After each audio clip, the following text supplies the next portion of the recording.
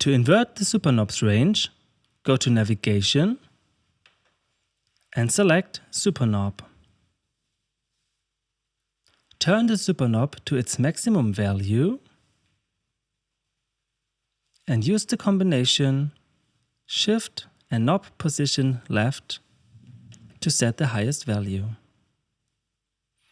Select the green labeled value on the touchscreen and tap again to enter a 0 for the opposite position.